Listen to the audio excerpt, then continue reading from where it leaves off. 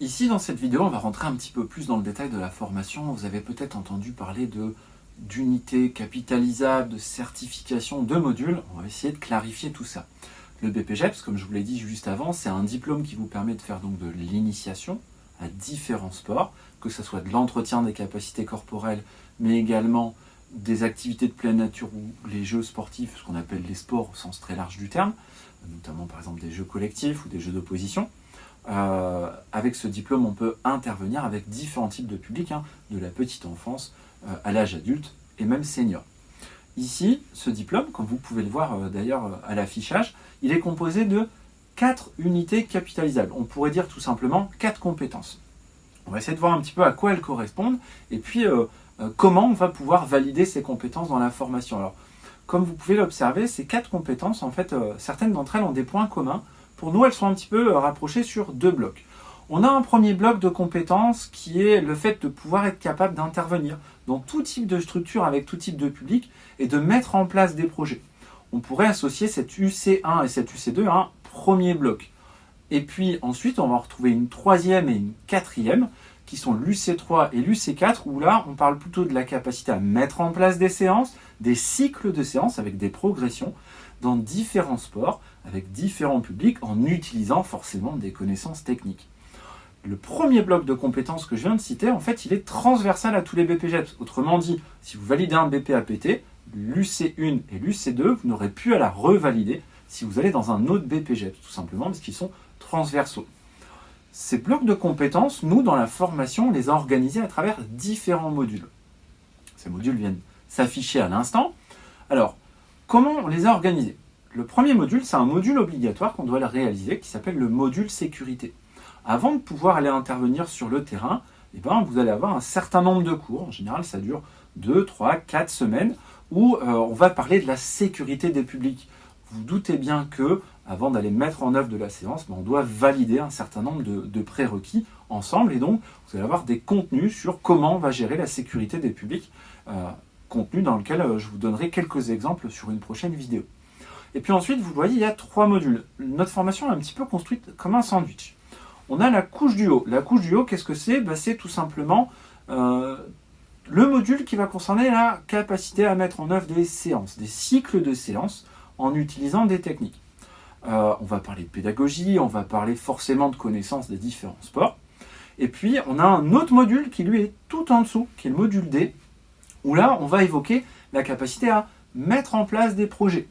En fait, un éducateur sportif, souvent, on se dit, oui, c'est quelqu'un qui fait des séances, et puis on l'imagine que dans ce rôle-là, mais en fait, bien au contraire, ce n'est qu'une partie visible de son travail. Il y a à peu près la moitié de ses tâches, ou peut-être un tout petit peu plus, qui concernent la mise en œuvre de séances, mais un éducateur sportif, c'est quelqu'un qui doit être capable de mettre en place des projets dans son association, dans sa collectivité, ou tout simplement même avec son entreprise.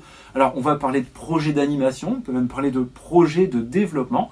L'idée, c'est d'amener une plus-value, aussi on y reviendra par la suite, dans sa structure, en la faisant vivre et pas juste en se limitant à assurer des créneaux et des séances. Et puis entre ces 2 modules, on va retrouver un module qui est un petit peu au milieu. Moi, je le mettrais bien au milieu de mon sandwich. À vous de choisir ce que vous avez envie de mettre à l'intérieur, mais c'est un module en fait qui parle de compétences transversales. Parce que pour savoir animer une séance, comme pour savoir mettre en place un projet, par exemple, je dois être capable d'évaluer mon public. Je dois être capable de mettre en place une démarche particulière, une démarche éducative, je dois travailler avec de la méthode. Et tous ces contenus-là, ils peuvent à la fois servir à la mise en œuvre de séances, mais également à la capacité à mettre en place des projets. Donc notre formation, en fait, elle fonctionne comme ça. Du début jusqu'à la fin de formation, passez le module sécurité, vous allez avoir des cours sur la mise en œuvre de séances, des cours sur la mise en œuvre de projets, et puis au milieu, un certain type de cours qui vont aider pour l'un ou aider pour l'autre.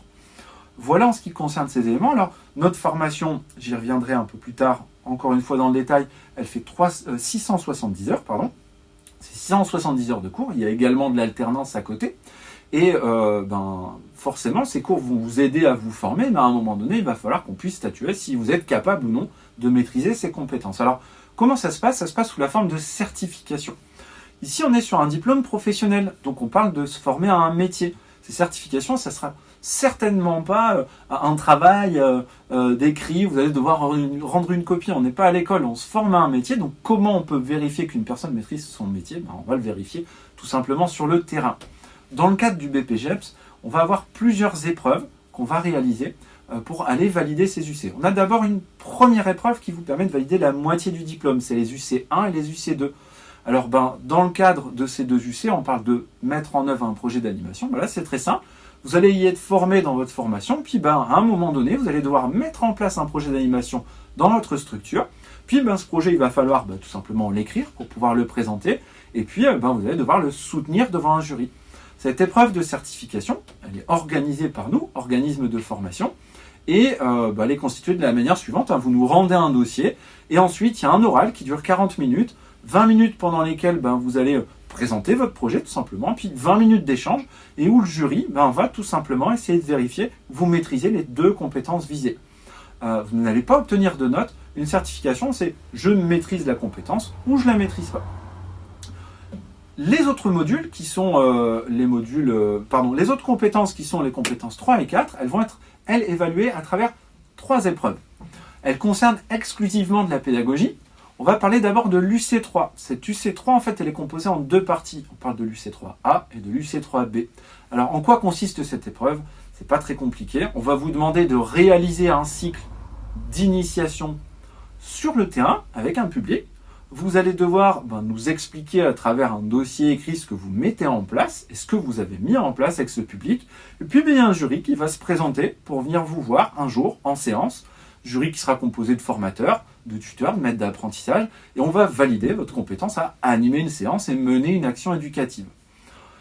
Dans ce cadre-là, ce qui est important, c'est qu'on parle d'une UC3A et d'une UC3B. Alors pourquoi c'est distingué entre 2 épreuves? Parce qu'en tant qu'éducateur sportif polyvalent, on doit pouvoir montrer notre polyvalence, à savoir intervenir dans le cadre d'un cycle avec, pourquoi pas, des jeux sportifs, un cycle de basket que vous réalisez dans votre association, dans une association d'initiation, puis on vient vous certifier dessus avec un public enfant, et puis comme on doit aussi valider votre capacité à faire du développement des capacités, pourquoi pas d'un public adulte ou senior, on va vous demander dans l'UC3B de faire exactement la même chose, sauf que vous allez le faire dans un autre contexte. Vous allez devoir mener un cycle, cette fois-ci, d'entretien des capacités d'un public, en général un public adulte ou un public senior. On va vérifier votre compétence à intervenir avec de l'enfance et avec un autre public adulte ou senior.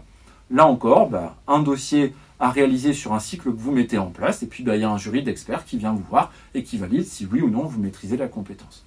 La dernière UC, c'est également une épreuve en pédagogie, c'est l'UC4, où on doit aller un petit peu plus loin, creuser, voir si vous maîtrisez des techniques spécifiques, des connaissances approfondies de ce que vous allez mettre en œuvre. Pour notre part, on va vous demander tout simplement à nouveau d'organiser une séance avec un groupe, et puis il y a une famille d'activités vers laquelle on n'a pas été, qui sont les activités de physique de pleine nature. Et donc vous allez devoir mettre en œuvre, pourquoi pas, une séance de course d'orientation avec un public, ou une séance de randonnée pédestre ou de marche nordique. Et le jury, il va venir encore une fois valider votre capacité à mettre en œuvre la séance sur le terrain, et surtout valider que vous avez bien les connaissances suffisamment approfondies pour pouvoir le faire. Donc si je résume, on a 4 UC.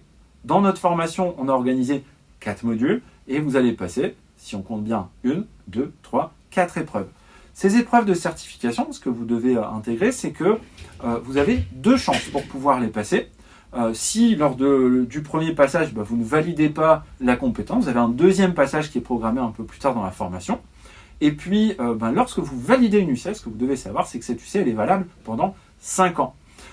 Pour des raisons qui peuvent arriver parfois. On a des personnes qui doivent arrêter une formation en cours de route pour une grossesse par exemple, ou un problème de santé. C'est pas grave, ce qu'ils ont validé à ce moment-là, ils peuvent tout à fait aller le valider l'année suivante, que ce soit chez nous, EDO Sport Animation, voire même dans un autre organisme partout en France. Donc ces compétences, elles sont valables pendant 5 ans. Bien évidemment, pour valider le diplôme, il faut avoir réussi avant la fin de formation de valider l'ensemble de ces épreuves de certification, et on va y venir juste après. Il faudra aussi attester d'un temps d'alternance réalisé dans le cadre de la formation. Temps d'alternance dont je vais vous parler dans la vidéo suivante.